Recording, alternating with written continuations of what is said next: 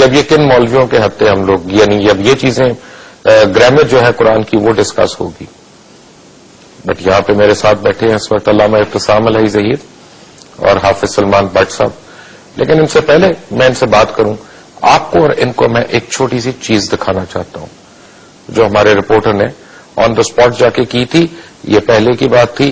اور ایک میں آپ کو لیٹسٹ چیز بھی دکھاؤں گا. یہ میں آپ کو اس لیے دکھانا چاہتا ہوں کیونکہ اس میں مولانا سرفراز نعیمی شہید جو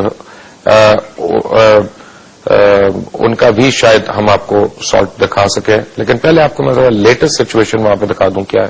watch this. Lahore canal 100 kilometre سے لمبی ایک مصنوعی نہر ہے جسے سال میں کئی بار بند کر دیا جاتا ہے. اس نہر میں سیوریج کا پانی بھی ڈالا جاتا ہے. جب اس کا پانی بند ہو جاتا ہے تو پتہ چلتا ہے کہ اس گندی اور ناپاک مٹی میں قرآن حکیم کے نسخے کثرت سے ملتے ہیں جنہیں 10 برس سے ناظم الدین اپنی ٹیم کی مدد سے نکالتے ہیں.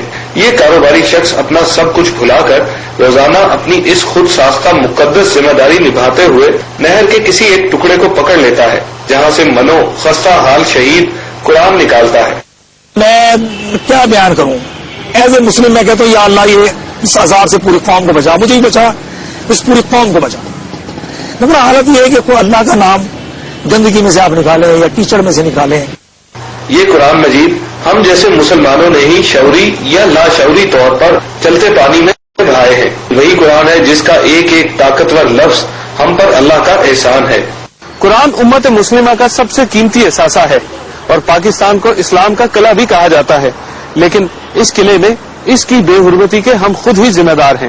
یہ وہ الہامی کتاب ہے جو بنی نوع انسان کو اندھیروں سے روشنی کی طرف لائی. ناظم الدین قرآن مجید کے ان شہید نسخوں کو روزانہ بوریوں میں بھر کر اپنے گھر لے جاتے ہیں جہاں انہیں پھیلا کر صاف کرتے اور سکھا کر پاک کرتے ہیں. دھونے کے بعد اس میں سے مہینہ مہینہ سمیل نہیں جاتی، بدبو اس میں رچی بسی رہتی ہے. یہ بہت بڑا ہے.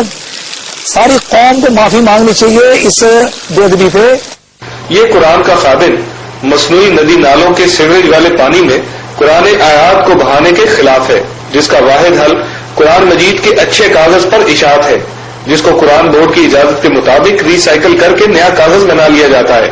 مگر ابھی تک زیادہ تر قرآن جس کاغذ پر چھپتا ہے اس میں پلپ نہ ہونے کی وجہ سے دوبارہ استعمال میں نہیں لایا جا سکتا. قرآن مجید کی ایک ہی اور اچھے کاغذ پر اشاعت کو لے کر ناظم الدین نے ہر حکومت تک درخواستیں پہنچائیں لیکن کسی نے سنجیدہ نہ لیا تو یہ مشن تنہا ہی شروع کر دیا. اور میں آپ کو یہ بتا دوں کہ اس سال نہر کے اندر سے صرف ایک نہر کی بات کر رہا ہوں 4000 ٹن تقریباً کاغذ نکلے ہیں جس پہ اور پورے قرآنی نسخے بھی موجود تھے. حافظ سلمان بٹ صاحب بحیثیت مسلمان میرے لیے بہت ہی شرم کا مقام ہے. پتہ نہیں آپ لوگ کیسے دیکھتے ہیں اس کو. جی بسم اللہ الرحمن الرحیم. دیکھیے یہ شرم کی بات نہیں ہے، یہ تو ڈوب مرنے کی بات ہے. مجھے واقعتاً الفاظ نہیں مل رہے. میں کبھی بولنے میں مجھے کبھی پرابلم نہیں ہوا. میں نے اپنی زندگی میں جرنیلوں کے سامنے بھی حق کی بات کی ہے، بڑے بڑے لوگوں کے سامنے. لیکن یہ جو کچھ آپ نے دکھایا ہے مجھے نہیں سمجھ آ رہی میں اس کے بارے میں کیا کہوں. واقعتاً یہ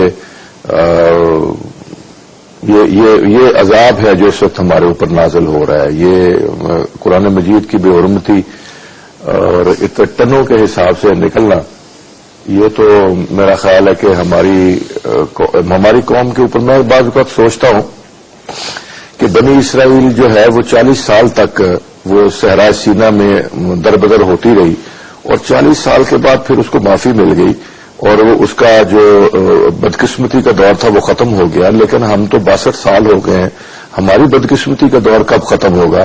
تو آج مجھے محسوس یہ ہوا یہ دیکھ کر کہ یہ تو ہماری بدقسمتی جو ہے وہ تو مسلسل بڑھ رہی ہے.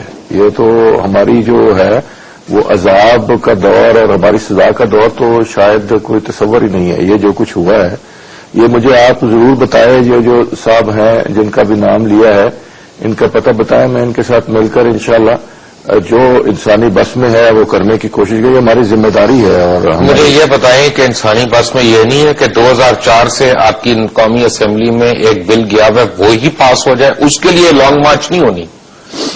یعنی قرآن مجید کی حرمت کے لیے آپ میں سے کوئی نہیں، نہ آپ نکلے ہیں، نہ میاں نواز شریف نکلے ہیں، نہ کوئی بھی نہیں نکلا، نہ عمران خان، یہ ویسے آپ لوگ اتنے اسلامی بنتے ہیں سارے؟